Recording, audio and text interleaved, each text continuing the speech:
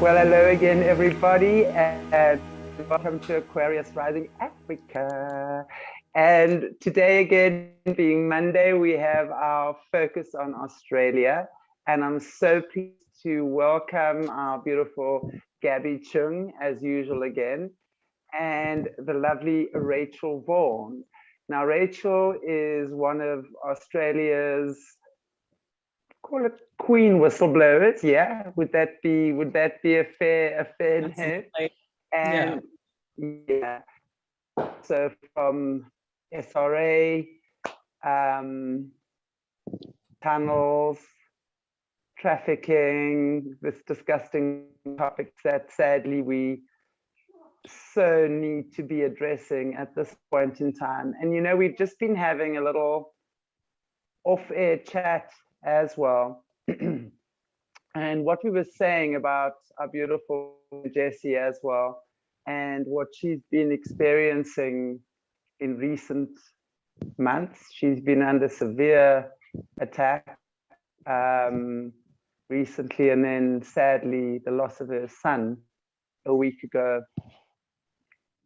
You know, and I think these are such important times because Jessie particularly has been such a potent figure in the truther movement, really. And I talk about the truther movement because I know the truther movement in many ways is infiltrated as well. But these testimonies are so important because they are spreading far and wide, and they are becoming so far reaching, and people are hearing more and more of what is truly been going on. You know, Satanism is not just some rebellious kids, God forbid, skinning a cat in the corner of a dark graveyard and just getting up to nonsense, you know.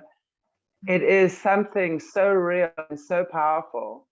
And we do know that Satan wants people to be asleep, because as long as people are asleep and ignoring what is going on, then they can do with us what they want. When we're looking at movies and the music industry, looking at all the subtle mind control and the symbolism and stuff, I mean, I'm horrified that I myself haven't seen that earlier. But now we know what we're looking for. We can absolutely see what is going on, and we can spread the word. You know, people don't always like to wake up immediately. They're going to deny. And, you know, with enough loving repetition, and people like to see others lead by example. You know, words are words.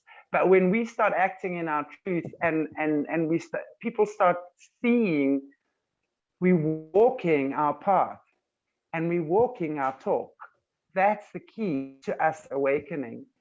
So again, on that note, I just want to say thank you so much to you brave women who are standing up. And despite so much danger that faces us when we put ourselves out there like this, just the amount of courage and bravery this takes, I just want to say thank you so much for doing what you beautiful, amazing women are doing. And on that note, I'm going to stop because everyone has come to listen to you. So over to you, Gabby and Rachel. Thank you so much. No, thank you, Chantelle. And I think what you said is amazing too, that it's really the exposure of this Satanism that is what's going to be its downfall.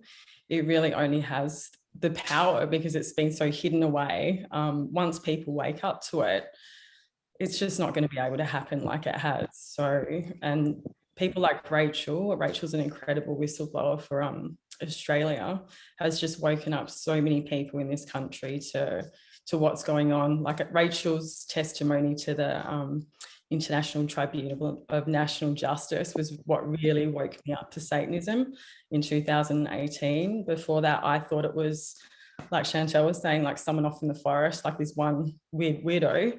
And I was just shocked to hear that it was like just like a virus, like just infested through our systems, our powerful people. My mind was just blown.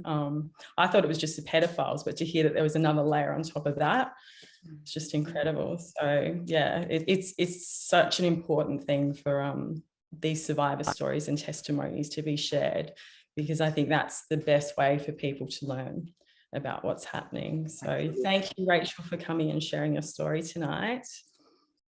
Oh, it's a pleasure to be here. Difficult subject matter, obviously, but yeah, it's a joy to be here. And thank you to Chantelle and Morne and you, Gabby, for organising this, and to Chantelle for actually holding, you know, it's very hard to have any space on YouTube to be able to talk about this sort of thing. So it's very impressive that you've still got your channel. I'll be careful what I say as far as those other things that are going on in the world at the moment. So yeah, I grew up in South Australia, which is the down under of down under. And whilst we don't sit on the 33rd parallel exactly, there is a latitudinal line that crosses. It's the south version of the 33rd parallel, which runs across our continent, which is a favourite place for satanic ritual abuse. So places like Bathurst are well known for it. My experiences were my father was, I believe, an ASIO operative. And the reason I believe that is because he used me as a honeypot. He would take me in tunnels around sort of various areas of South Australia. Adelaide was fairly localised. And I would be photographed. I would either be full on sexually abused, photographed and filmed for child pornography, or I would also be filmed. May I ask you how old you were when he took you in? I mean, and were you born into bloodlines or Masonic lineage? You're often hearing how the parents would be, say, the mother would come from a line of witchcraft and the father of Masons, and somehow they find each other and get married, and the offspring gets taken in. Is that what happened with you? I think my father selected my mother specifically. She was 16 years younger than him. He already had a family, didn't tell her about it, got her pregnant, blamed the pregnancy, the child, on his eldest daughter, so the neighbours wouldn't think something was strange was going on. Very strange man. He was a Freemason. He was a communications officer, so he worked for telecom. And a lot of these spies and, you know, operatives do work for the telecommunications industry. So he was a line tapper by trade. That was his job, to go and listen to other people's telephone conversations. And we actually had a telecommunications bunker on the property where he built his house. So it had been an old Wunderlich's brick kiln, which had ended up underground because they dug out the clay from the area and built these kilns and burnt all the bricks and made terracotta roofing tiles. And then eventually, when all of the clay was taken out, they brought fill in and covered up all of the kilns in the area, and they became bunkers, cold stores. And then there was, basically World War II. Just prior to that, there was a government mandate to build tunnels. And so there was all this tunnel system all created in between all of these bunkers that were then underground. And that was one of the main sort of areas that I was taken to for all of the filming and the abuse, although it happened above ground as well, and it happened at rituals as well. But my lineage he's a Freemason. My grandfather survived 2 world wars, so they loved the intergenerational abuse and the trauma that goes through, especially with military families. My mother's father was also severely traumatized. He had electroshock treatment. He was in the Coral War, severely traumatized by that. So, and there was some other weird things that happened with my mother that I'll be very careful what I say, because I don't want to make her feel uncomfortable. She's a good person. It was pretty horrible what happened to her because she was very young when they met. And as I said, he didn't tell her that he already had 3 children and a wife when he collected her up. So yeah, there is a very much a there is the, in our lineage is we've got a Kennedy connection family name in the lineage. Now I don't know if that's anything to do with the American Kennedys, but it's supposed to be a very, very powerful name, and it's supposed to be one of the 13 bloodlines. Whether or not we are part of that, I don't know. I just know that that's, you know, not that far away from our lineages. So my father's name was Alan Maxwell McIntyre, so we have the McIntyre lineage, and he was Scottish, so he wasn't just a Satanist, he was also a Rosicrucian, member of the Rosicrucian order, and a member of the Golden Dawn sect. And he basically modelled himself on Aleister Crowley. He used to call himself the Great Beast and thought he was terribly clever. And he would tell me a lot about what he was doing in the background. I think he wanted this all to come out at some point. I don't think he really probably wanted it to happen before he died, but myself and 2 siblings started to call him out in 2006. Started doing it publicly then, and we did our first interview in 2007. And we worked very hard to try and get the authorities to look into 2 locations where we all 3 of us know that bodies were buried, children's bodies were buried, but the authorities here refused to look into it. There's actually a petition to look into a sinkhole on my father's former property at Stansbury on the York Peninsula in South Australia, and 34,000 last check had signed the petition, but the South Australian police won't exhume that area. They won't look into it. It's on Crown land, except we can't get access to it because my family members who own it now are protecting it like nothing else. So it's extremely frustrating. There would be evidence there. Yeah, so we just can't get in there. It's so horrific that, we're talking about child murder here and possible evidence, and to think that the police are that corrupt to not proceed with an investigation, even after all of that being given to them, and the public support of 35,000 people. Yes. Yeah, wow. And I've spent the last 15 years speaking to politicians, writing to all of the authorities that have any power over South Australian police. I've also sent off statements to, these are notarized statements with a barrister has signed off on, sent those to the federal police. They still refuse to investigate. So I've gone through the ICAC, which is the Independent Commission Against Corruption, the Police Ombudsman, the OPI, which is Office of Public Integrity, which is a bit of a tongue-in-cheek joke here. Attorneys General, Prime Ministers. I've tried every avenue you could possibly go through, and there's just no budging to get them to look into this. I did have luck in 2016. So I finally got the right politician, Member of Parliament here, who did get an investigation going into my father. And finally at that point, because I kept being redirected to the Major Crime Department, which apparently should never have happened. I should have been directed to the Special Crimes Office. So finally, this parliamentarian got the Special Crimes, an officer from Special Crimes, to look into it. And he was investigating my father when my father died in 2017. So I finally all that work, 15 years of letter writing, and I've got a book. It's basically a written commentary or itinerary of all the people I've contacted, all the different departments, the responses, the report numbers, all of that. I've got all that in a document, and it's just gets longer and longer and longer.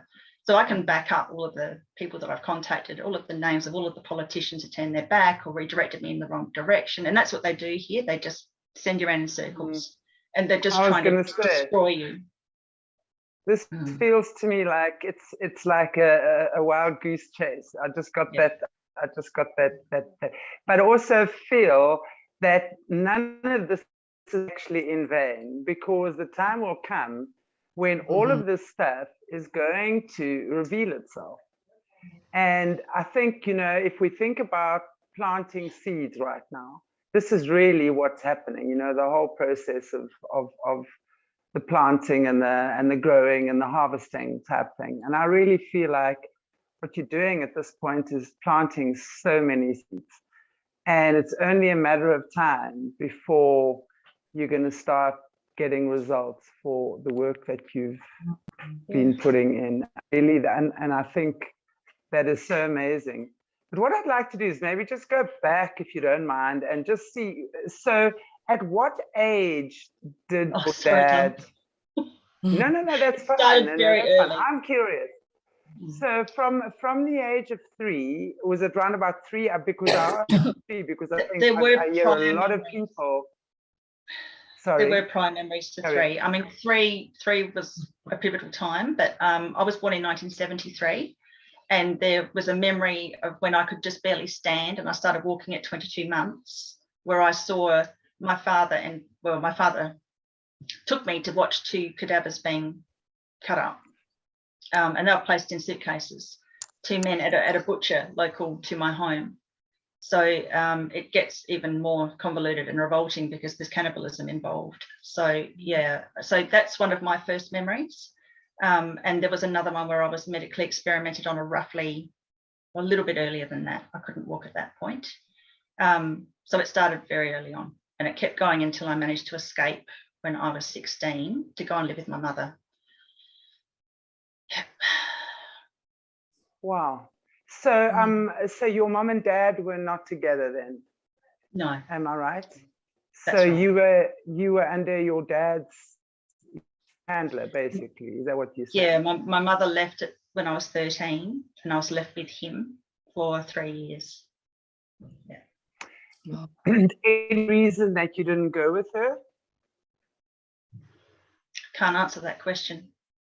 Okay. I think maybe she was warned that she couldn't take me. I was valuable. That's, again, I just got that. It's like there was a price for that. There was going to be a hefty price if that was the case. And that's amazing. So, wow. So you were with your father then until the age of 16, where all these horrific things were going on. You mentioned being in the tunnels as well. Can you tell us a little bit about that experience? Yeah.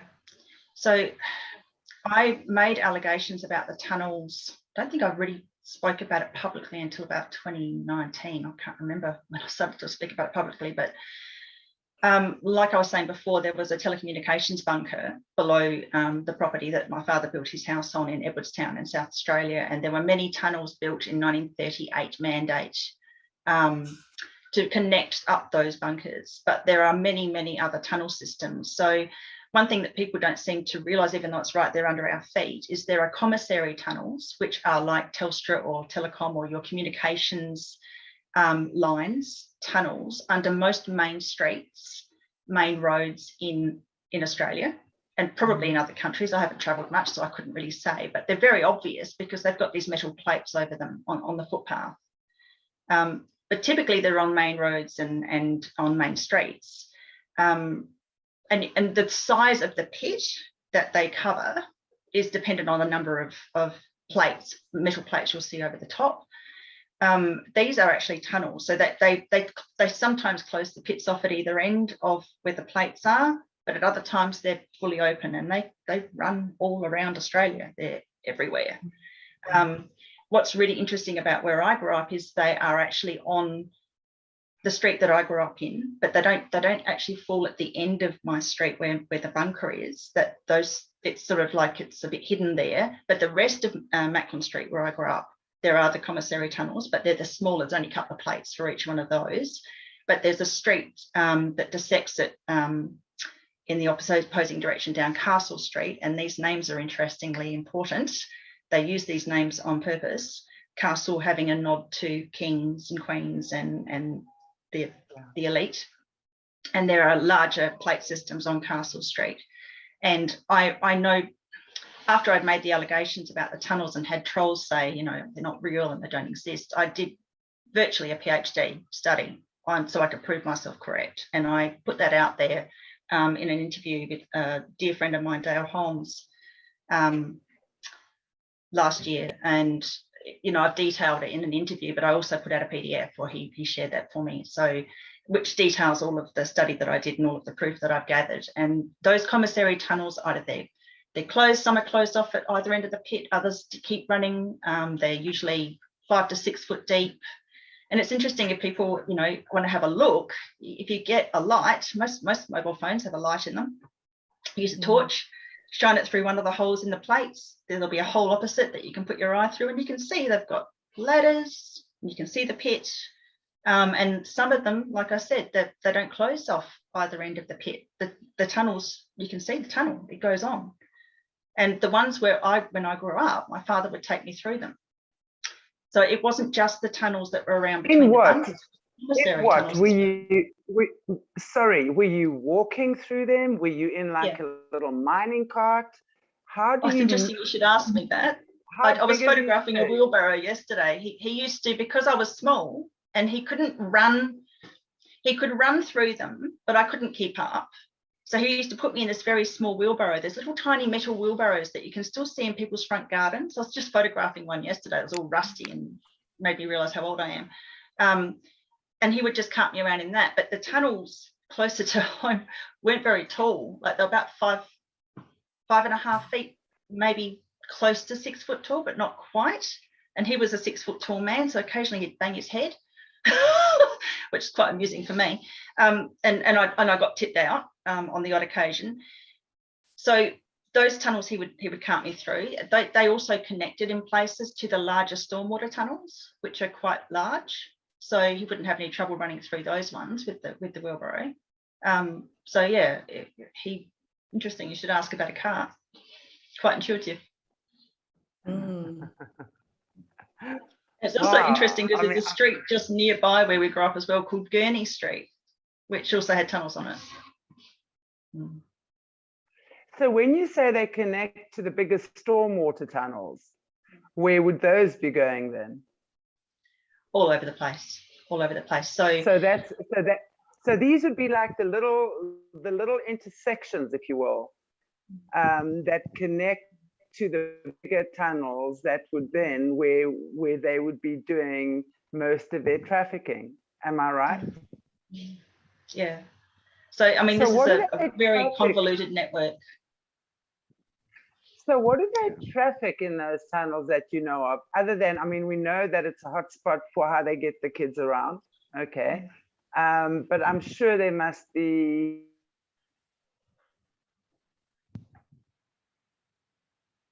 Well, I have wondered if there are drugs being run through there now. So not sure. Could be all sorts of things. Yeah. Well, trafficking of children and the trafficking of drugs often seems to be quite linked, doesn't it? Connected. Yeah. Groups. Yeah.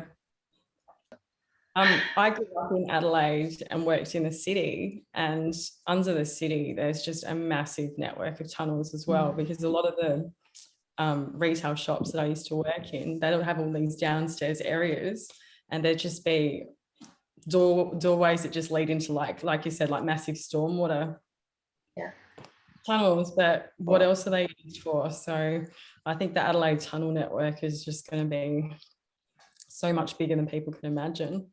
So I think that there's room that runs way out to like some of the ovals and North Adelaide and so North Adelaide. Apparently, Jesse's also mentioned cities, all cities, big cities with pyramids and everything beneath. Yeah, incredible. Like, I think if everybody realize how big this situation is, it's massive. Yeah, it's really massive. And that's something I wanted to mention too. Terraces and avenues seem to have a lot of the stormwater tunnels running through them, whether they're small or large, depends on the location. But yeah, that's a good sort of signal for people, I guess, if they're wondering where they are. Yeah, and you can see why, like using these tunnels for trafficking too. Children coming forward and disclosing that they've been abused or taken through tunnels and this kind of thing, like it really discredits their story, because so many people don't believe that all of that stuff is down there. So to hear a child talking about that, all these tunnels under the place and then being trafficked through them as well, it's just like another layer of dissociation, isn't it? But precisely. And also an easy discredit, because if they can say that those tunnels don't exist, they can discredit the person. And they are so protected, that the entryways to these tunnels are so well protected by very, very scary people. Wow. I'm so happy to be out and back. Clearly someone didn't like the topic, right? Yes. You're right out of here. Not so long. Okay, obviously you guys have continued about the tunnels and stuff, but I hear, Rachel, what you were saying now, there's very scary people at the entrance and exit of these tunnels. When you say that, what do you mean by that? So some of the pushback that I've had have been from people who are clearly not your upstanding members of society, who are clearly on something like ICE, for example, and very angry about me exposing the tunnels in a really weird way.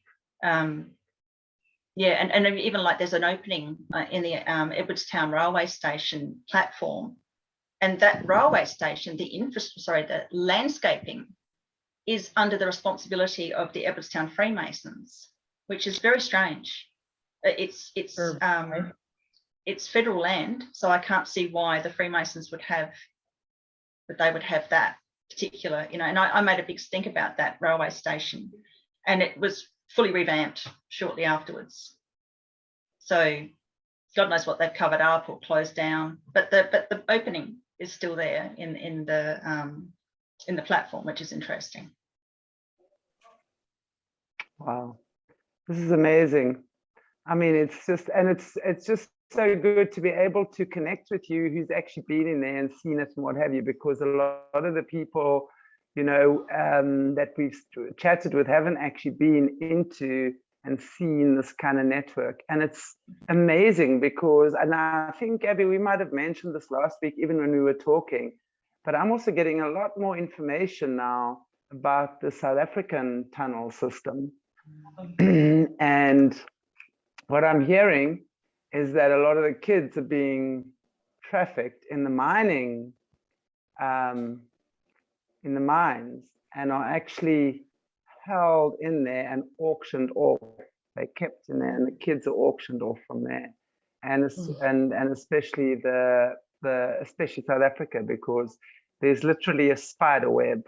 I mean, there's a criminal activity from our old politicians still in the 80s, and their criminal network was called Die Spinnekop, the Spider, which is a crime network from trafficking rhino horn to ivory to gold, diamonds, drugs, kids, everything. And this is coming to the fore. Yeah, exactly. Yeah. And these were our top politicians, guys like Pik Botha, who was at the time, and this is the 80s, so these are the politicians that were most influential. Well, I wouldn't say influential, but I have the most recollection of, you know, Pik Botha, Magnus Malan. Pik Botha was Minister of Foreign Affairs, Magnus Malan was Minister of Defense, and then there was a John Wiley that was suspiciously killed. Baron du Plessis, all these guys, they've all been named as high operators within these networks, and it just carries on, you know, it simply just carries on. So yeah, I mean, I think it's time that these things are exposed, really, and it's so great that you're doing that. So again, thank you so much for what you're doing there. What did you experience in terms of satanic ritual abuse? That must have been part of your upbringing as well. What did you experience in terms of that? Oh, well, you know, it's pretty weird stuff, and a lot of people can't get their head around it. But I was taken to rituals where sometimes I was given something to drink. Other times I think there was some hypnosis involved. I am very spiritual, and I would say I have a very open third eye. So I saw things that even now, with a very great interest in spirituality, I still wouldn't be able to explain to people that haven't had those sorts of experiences. My father had a particular, let's just say he had a demon attachment. That's really the only way I can really describe it. And I won't go into it too much, because of course there's so many people desperate to discredit me. I have got to be careful what I say. But he would be overcome. He would be quite normal at times, and then something would just make him click into this alter ego, which was pure evil. And during the rituals, things were, or a specific thing was brought up and brought forward, an entity that he believed was his personal entity that was belonged to him, and it was an Egyptian deity. And it's interesting, he even had a Facebook page. Whether or not he created it, I don't know, but it's that somebody, whoever created it,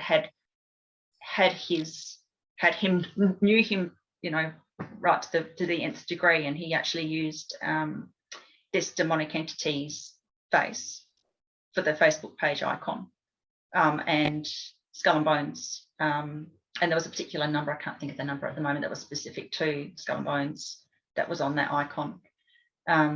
So he was quite out there. Whether, again, can't be 100% sure that he authored it, but it was somebody who knew him very, very well. Yeah, and as far as the tunnels go as well, I've got 2 relatives who also know all about them, but they won't come forward. That's, yeah. Wow. One's outed another, told me about it, but that person's since disappeared. Yeah, so it's not just me who had those experiences. And another family member has openly stated that my father told her about the brick kiln underneath the property. So it's interesting that last year, a house next door, and I got property titles which actually showed the tunnels from 1955, 2 property titles on Macklin Street, where I grew up, very close to my childhood home, that showed those tunnels on the property titles. And a house was demolished and the tunnel was exposed, and a dear person took footage. So I have proof that the tunnel is there. And whoever demolished the house stuffed a whole heap of stuff in the tunnel to try and close it over, but it's clearly there in the footage. And the tunnel was 3 foot deep underground, the top of it. So, and it all fits in with the location of where I believed it ran, the direction it ran in, and it was shown on the property title anyway, so it's already there. And I've done quite a few forays in the area, even though it's incredibly triggering for me to go back there. And I just happened to come upon another person that lived on Railway Terrace who also I had a property title for his house as well, because this wonderful researcher found these things for me, spent many, many hours helping me. And I just happened upon him and spoke to him one day, and he told me he said that it wasn't a tunnel, it was a trap. And would I like to come and see it? I was there on my own, and I was like, no, thank you. But I can come back later with friends. Good grief. And that was all very weird. But I've got the proof that it's there, so I didn't need to walk in there myself. It really is, you know, I think so many people really, I think we're seeing cognitive dissonance now in a way that we never even knew existed, right? Because just so many people just can't look there. You can give them the proof. You can say, look here, it's not just this and this. You can give them 10 different stories from 10 different people on opposite sides of the globe who've never met each other, but they'll tell you a similar story. And it's still kind of just, yeah. But anyway, I think that is in time, you know. I think what I was saying earlier on was just, you know, these horrors that we speak about, sadly, these are the things that are waking people up. These are the things that are getting people to finally sit up and open their eyes and take notice, because we know that Satan loves someone who's walking around fast asleep with eyes wide shut type thing. So it's good to, even if in fact it is this kind of stuff, I think that definitely awakens people. So just interesting, you say your dad has passed away now, Rachel? Yes, he has. 2017. Which is quite recent. So were you able to process all of this stuff, come to terms with him? I know it really helps, because you obviously, as you say, clearly very spiritual, and you've got a very strong inner light, and that's clear. So I do believe that people like yourself have this amazing contract with God to go through these situations and survive, not just survive, but able to alchemize this pain and turn it into your power, which is really the light that you are for so many around you. So I'm wondering how that, if you're willing to talk about it, obviously, you know, did you process that before he died? Did you come to terms with it? Were you able to forgive? Forgiveness is a weird one. So I, on a soul level, I believe that what he did was part of a process to help with the waking up at this time. But I also think that he may have been a good soul at some point and that was taken over. I believe we choose our parents. So I believe on a soul level, I chose to walk into this for a reason. So what you've just described is actually very, very apt. I did feel like an enormous sense of relief when he passed. Sadly, I made assumptions that, you know, now everything will come out and will be validated, because I've got other family members who've also gone out on the record and put themselves in danger, and one sister was murdered. So in 2009, because she dared to speak out. So I thought foolishly or naively that it might make a difference that he was dead, but it hasn't. But what that did as a trigger was I finally stopped looking behind me, waiting for him to shoot me or do whatever he was going to do. That fear went, and then I got so irate that it wasn't done in his lifetime, so he wouldn't see the justice, so that he couldn't answer to it, and that drove me up the wall. So I just went hell for leather then. I stopped holding back, and that was less than a year after that, or no, just over a year after that, that I went public to the ITNJ, because I kept this wonderful, wonderful person in my life kept saying it has to go international. What you're doing, you've just done all these years and years and years of writing to all of these people in all of these positions of power. It's never going to happen if you keep it in Australia. You have to go outside of Australia. So I did. And that's, I think, I don't know, there's a certain safety in going public. There's danger in it, but there's also a safety in it.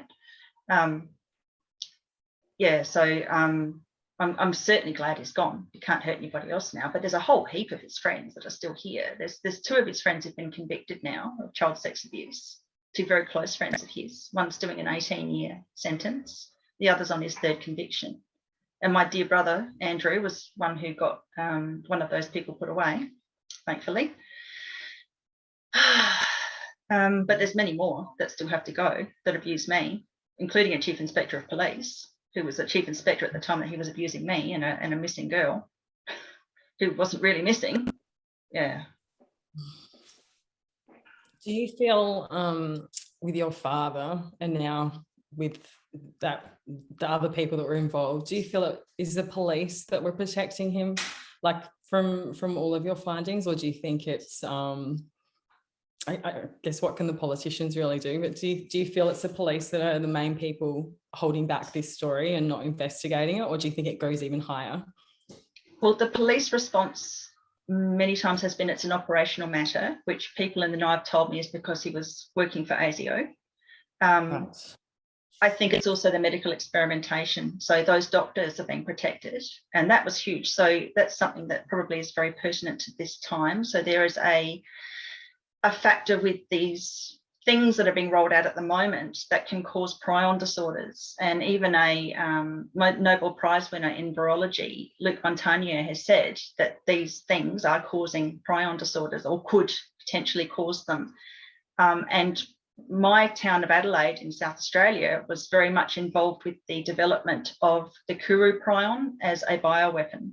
So I believe my childhood and some of the experimentation that I experienced was a lead up to this time. And my father even told me in 1983 that I had been experimented on, and that I was very important and very special and all those things that he used to tell me. And I think he got a lot of money for me and the experiments that I was subject to, and that it was all part of what he described as would be a zombie apocalypse that would be coming, but it would happen after he died. So whether he had the gift of prophecy or he just knew it was going to happen when he was already gone, I can't tell you. But I know it's almost like he knew that he wasn't going to experience his own atrocities. So he kind of just went hell-bent for leather because he knew he wasn't going to be here. But you know what? Karma You know, the whole thing about karma is your soul knows what it needs to right. Every wrong we do, that is stored somewhere, and at some point we rectify that, because we know in order for us to grow and heal and our spirits to expand, we have to right the wrongs that we've done. So we can hide from them for a while. God will never force us to face our demons if we're not ready to. God has wonderfully mysterious ways of working, but I do know that we can't run away from the actions in this life or the next.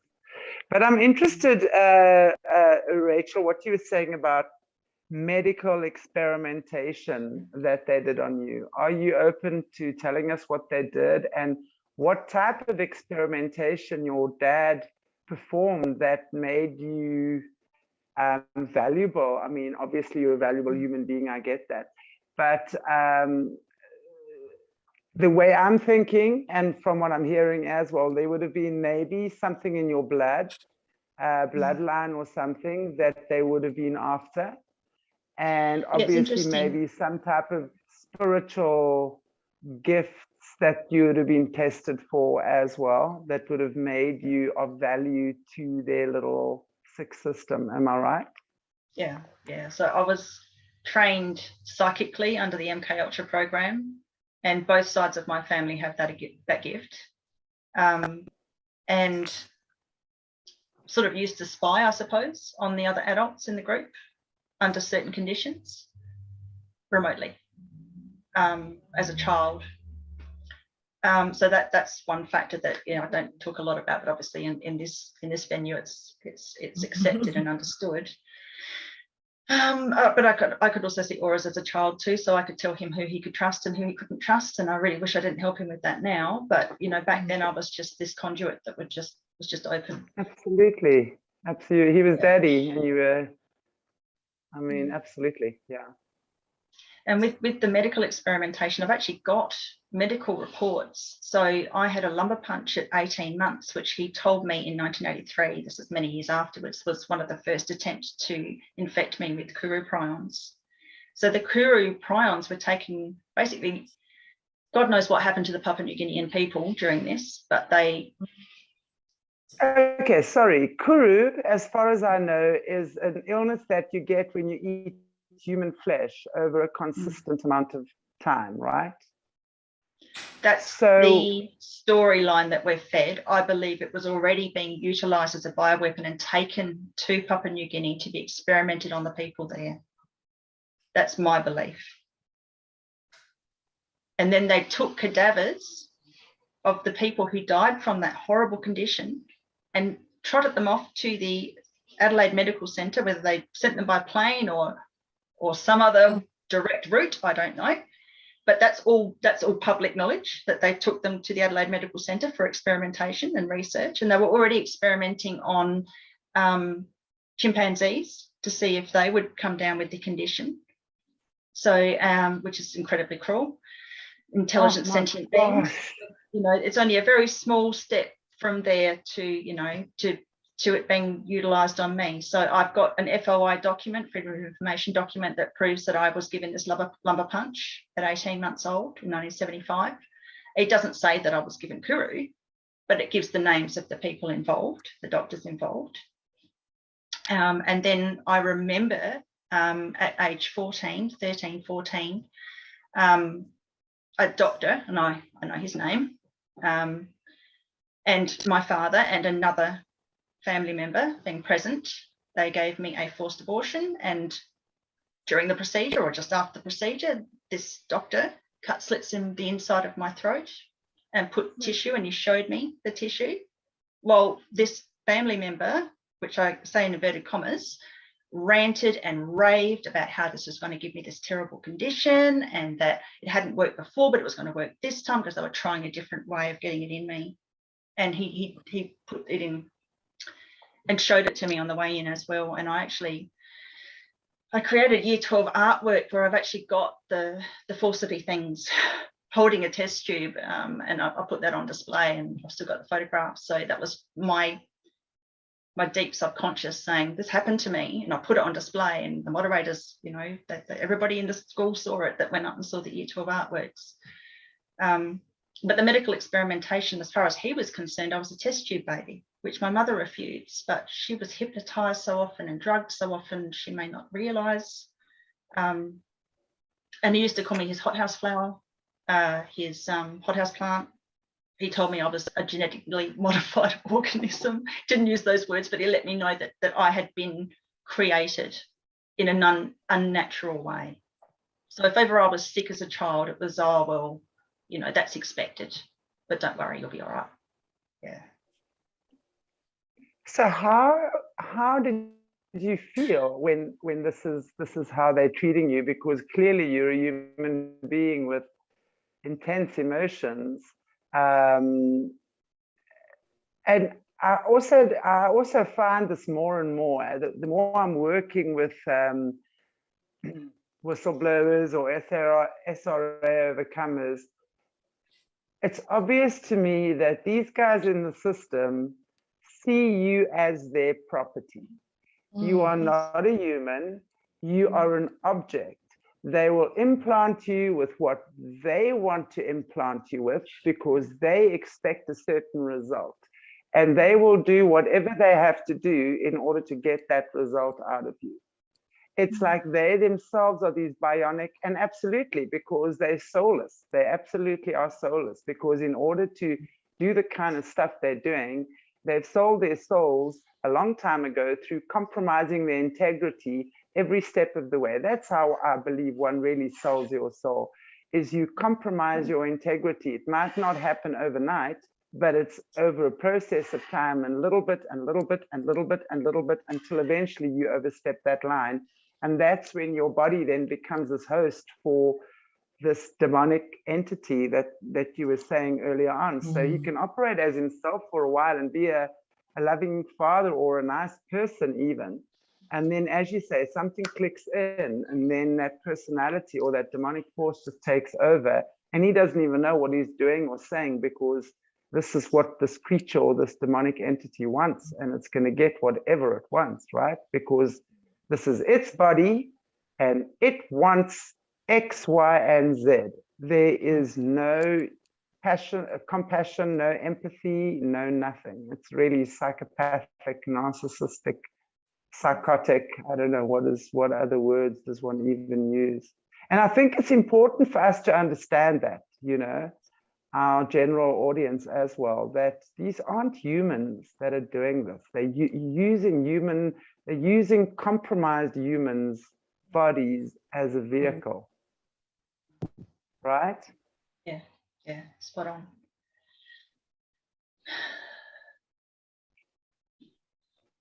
And also all of them were children once. Most of these people were molded into this. Yeah, I do wonder what happened to him. So do you, I mean, like as a child, I mean, that must have been horrendous for you to be spoken about like as this test tube experiment. How did you deal with that? And how does that affect you today in this day and age as a woman, you know, as a person, as a human, an emotional being? Well, it's other things have come up that have made it much more verifiable, because I think a lot of the time I thought he was just making these things up to make me miserable. But my mother had an ovary stolen when she was 16. So, and she only had one fallopian tube. And that one was extremely scarred. So she tried for 5 years to conceive me. So I think it makes more sense really that his version of events. However, it's interesting that as I was growing up, I always felt quite superior to him. I always thought I was a better person, even as a very small child. I had this inner knowing that despite what he was saying to me, I was better than him, and I was going to prove it. I love that. That is so awesome. I love that. So again, it just shows me your fighting spirit and why you managed to get through what you did and come up trumps. where you are now, because you knew that this was something that was just temporary, right? And you were gaining whatever it is, and whatever, who knows what your contract with God was to be there.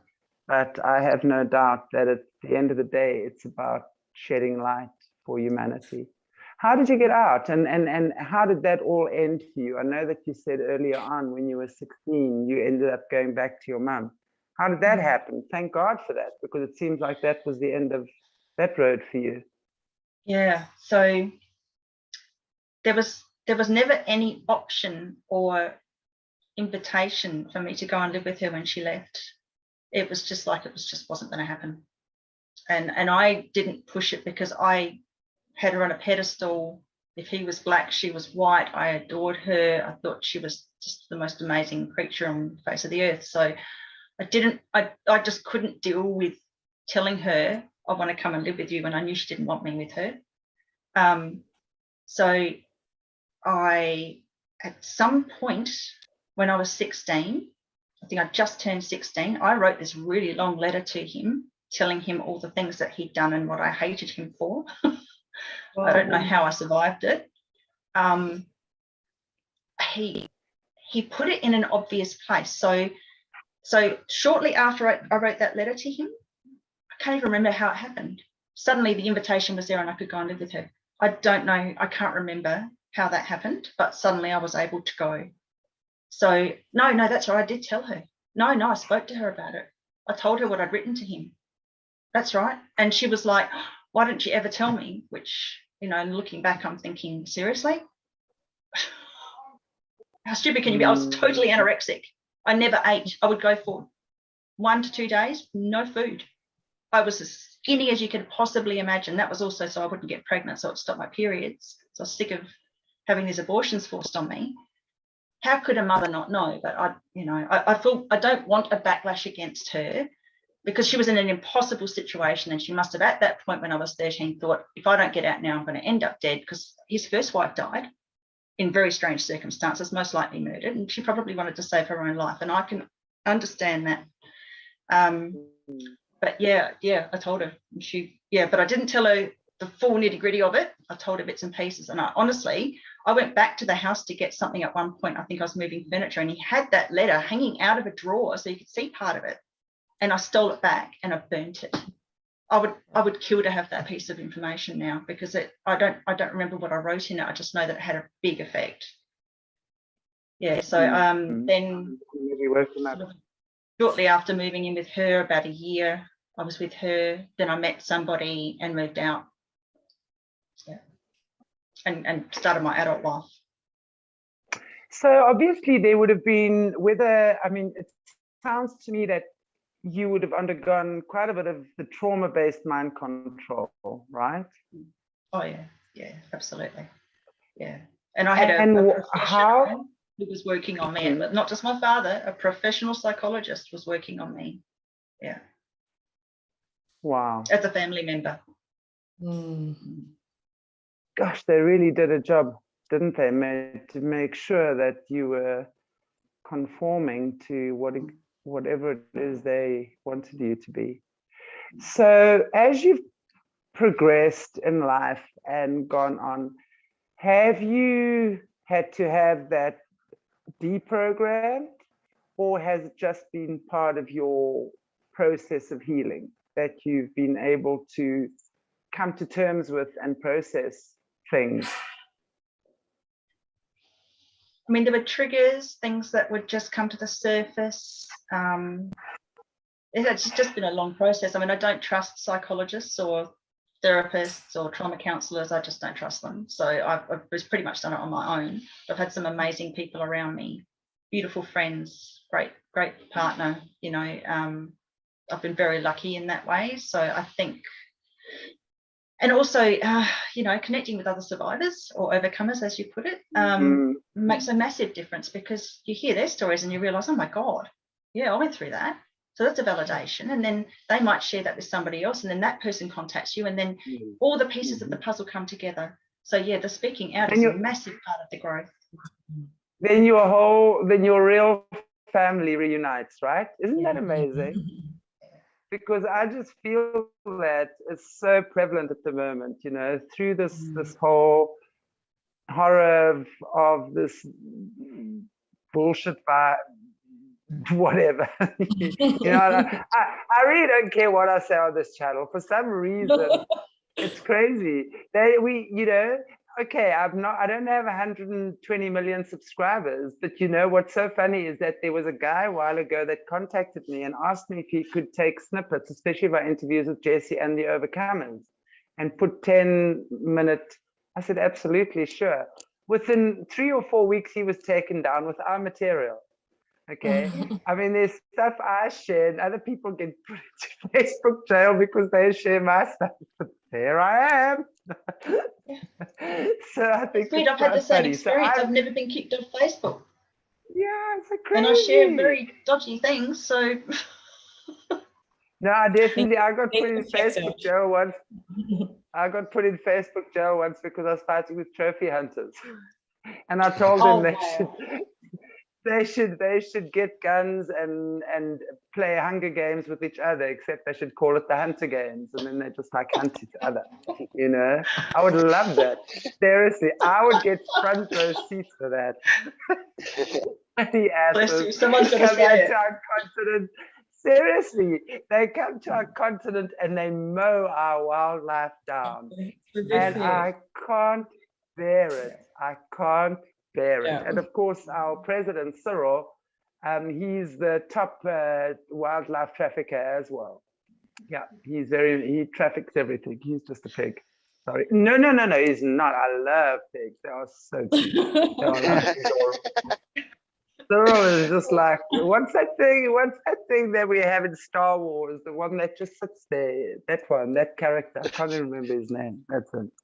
Hi, Cyril. In case you're watching. Seriously, but you know what happened? You know, it was so amazing when we were doing all this anointing. Literally the day before I went to Cape Town, Jesse had sent me a bottle of anointing oil like 3 months before that. And literally the day before I go to Cape Town, I received this anointing oil.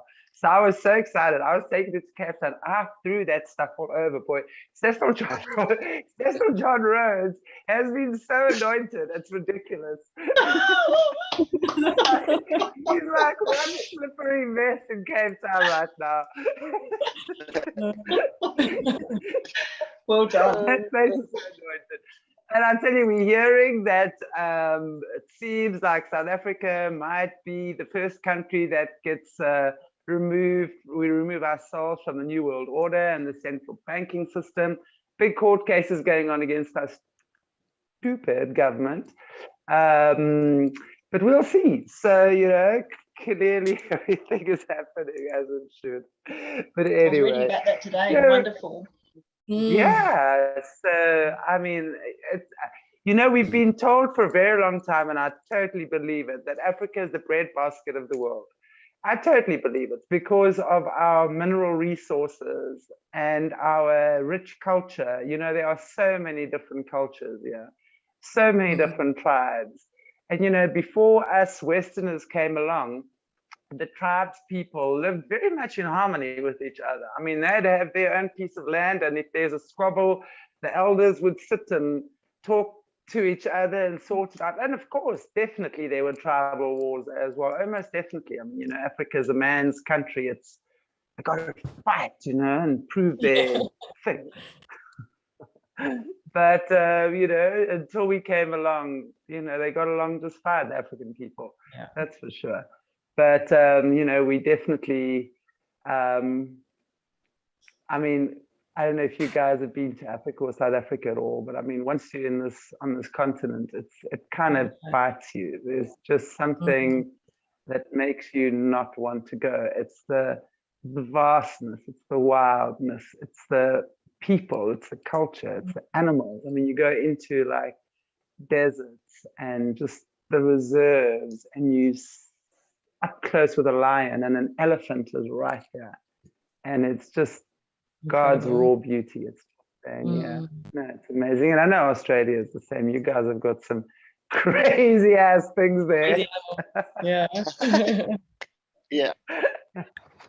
I think South Africa and Australia are both kind of, they're more raw, real countries. Well, used to be anyway. So it's good to see, you know, the tribal knowledge and their beliefs and values starting to come back into what we want to go forward as well. They've got a lot to teach us. And you know, isn't it interesting? Because I know that between the Khoisan, which is obviously our Bushman people, the little ones, they are masterful trackers. I mean, they're amazing tribe. But I mean, and then with the Aboriginals, because I know between the Khoisan and the Aboriginals, they arguably have the oldest DNA on the planet. We were told it's the Khoisan, then I heard it's the Aboriginal. Hey, I'm happy, either one of them. And isn't it interesting that our two countries are hardest hit with, and it's just coming to me now. I've never thought about this before. There's got to be something in this. I mean, of course, America being the superpower, they've got the nastiest of the nasties there because of the money and the dollar and all of that. But if I'm looking at Africa and Australia and the Aboriginals and the Khoisan people and their amazing spiritual gifts, I mean, I love the Khoisan and the Bushmen. I mean, I can sit for hours and talk about who they are and their cultures and the amazing kind of things they do. You know, when they hunt, they really hunt in a godlike way. You know, it's done with heart and not just senseless, disgusting ways, you know. And I remember after the Australian fires, which was about 3 years ago, that you guys had those horrendous fires, and one of your Aboriginal chiefs were talking, and he was speaking about the water that's being sold for hundreds of years, basically, by your governments and stuff like that, you know. And you just look at these people and you just know these are the people of God, you know. They truly live with those values. It's got nothing to do with religion or how many times a day you read your Bible and how well you can recite it. It's about how you apply God's spiritual values to this earth and how much of a steward we are for this earth. That's what it is, you know. And these people, the Aboriginals and the Khoisan, I bet have never picked up a copy of the Bible or the Quran or the whatever in their entire lives, but they know how to live in harmony with God, with nature, with each other. And those are truly the values that we need to get back to, I think. So we need to learn from the masters, and they're the ones in minority right now. And it's got nothing to do with some ascended being that's off the planet. Absolutely not, in my opinion. It's about the people that are living here being an example for the rest of us to follow. What I think. Yeah, for sure. I just find it interesting that we have these ancient wise tribes and we the hardest hit when it comes to the dark. It's those ancient DNA. The ancient DNA probably carries ancient soul. So you've got probably the most advanced souls on the earth as well within those tribes. And I could see why they would be very, very powerful. Well, they are extremely powerful, let's face it. So they would be the greatest threat to the Satanists. Yeah. Makes such sense, doesn't it? Because when we look at Earth, which is all about polarization and polar opposites, and then you have these amazingly evolved beings that carry so much natural light. They don't even have to do anything to try and shine. They just naturally shine. They are the light pretty much. And then, of course, that dark stronghold would want to grip its teeth in there and suck all of that beautiful light out there. And with our kids as well. I mean, I'd be interested to know, and of course I know the Aboriginals are not a big tribe of people anymore. But when it comes to child trafficking, what percentage of the kids are Aboriginal kids, and why? Because when we're looking at the African people, the African kids, they want them for their spiritual connection, because they hold a very strong spiritual connection to the earth and to their ancestors. Whether you agree on that or not is immaterial. They have got a very strong connection to their ancestors. They have a lot of iron in the blood, and they are super strong, very strong people. They're natural farmers. They have, their organs are apparently very strong. So those would be the reasons why these freaks want our African kids. And I know there's another reason for the blonde-haired, blue-eyed, but I'm more talking about our tribes now. So why would have you thought about it? Has anything come up about the Aboriginals and the trafficking around them? Well, it's all the spiritual reasons, but Gabby came up with an amazing statistic the other day. Massive, isn't it? Yeah. I think so 81% of our First Nations children are already in state care. So they are the highest, because there's so many of them in state care. They're the ones that are most likely to be sexually abused, and these are only the ones that are reported. But unfortunately, what I hear from the communities with our First Nations people speaking out as well is like, people aren't even counting missing children leaving from Aboriginal communities. Like, we don't know how accurate missing children's reports are from those areas. It's just kind of like completely loose. So I think we're going to be really shocked with how many children are taken from those areas. And they are so valuable to the satanic cults, and obviously with the substance that they like to make from children. Like, these children have such high energy. Unfortunately, being targeted, and they always have been. Like, you can go back through all of the records since colonization here, or genocide in Australia, and they've constantly been targeted for trafficking their people. So it's just been, again, very hidden. There's only just reports starting to come out now. Like, I was so shocked to hear that over 80% of them are in state care. I've never heard anything like that before in my life. Definitely not broadcast, is it, Rachel? Like, it's not something No. Oh, when I read that, I was just absolutely horrified, because, you know, the family court system and the Department of Child Protection in our country, and as is most countries now, is just militant. They'll take a child for absolutely no reason.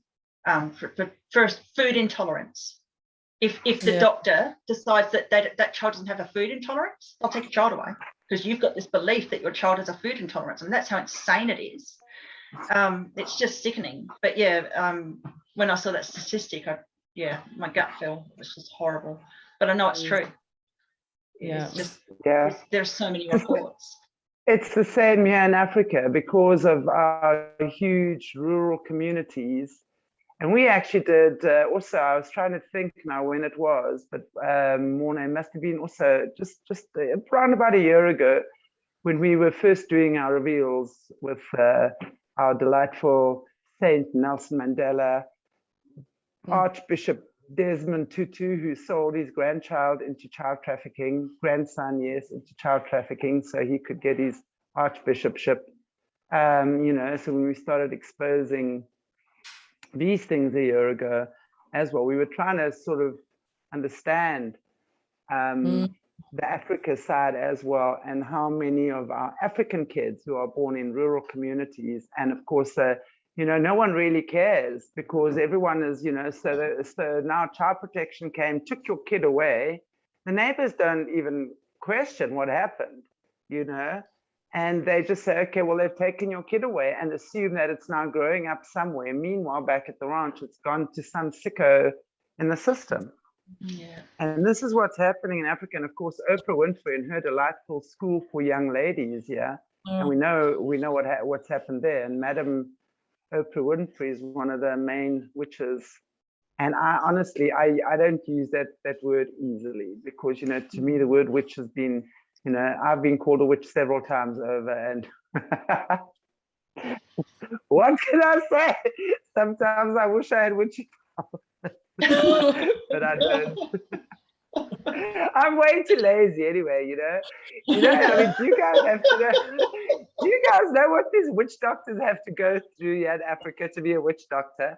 It's a big effort. And part of, wow, it's years of training, and they've got to like go through the most excruciating things. One of the things they got to go through is they got to be buried in the earth. Okay, so they dig a hole and they bury them in the earth with just the head sticking out.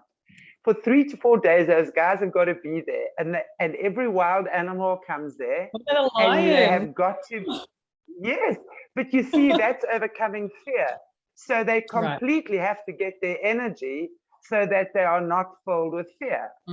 So an animal responds to fear. We know that. I mean, as an animal communicator, I know that. So the minute you fear and whatever, and then if a lion bites your head off, too bad for you that you weren't right for this. So all I'm saying is, I'm way too lazy to go through stuff like that. Anyone out there who believes this nonsense that I'm a witch doctor, I have to laugh because I'm being accused of being a witch doctor. So I'm way too lazy for that. I just talk straight to God. I swear. Me and God, we like this. Much easier. So yeah. But anyway, so I think I'm loving that we are able to expose what we're doing and have these conversations. So I just want to say thank you so much. I don't know, Gabby, Rachel, is there anything you ladies would like to just say in closing after today? It's been such a pleasure having you on, really. Thank you. I'd just like to say thank you for the opportunity, and there must be some divine protection over your channel, because you have got a good number there, and I know people have lost their channels for far less, or with far less numbers and for far less disclosure. So well done. Yeah. Thank you so much. Yeah, I do believe that we are blessed and we are protected as well. So, and even if they do decide to whack us down, we're on BitChute, and we'll then get onto other places as well. So yeah. Thank you so much. And we would love to have you back again in the future.